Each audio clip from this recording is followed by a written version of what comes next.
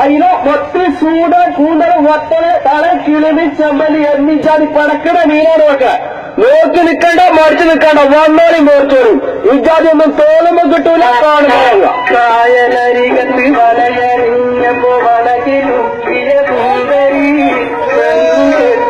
കുറിയെടുക്കുമ്പോഴൊരു നറുക്കിനു ചേർക്കണേ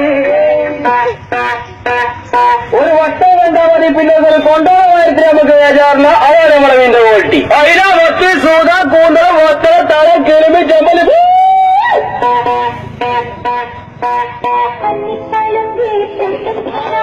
സുന്ദരി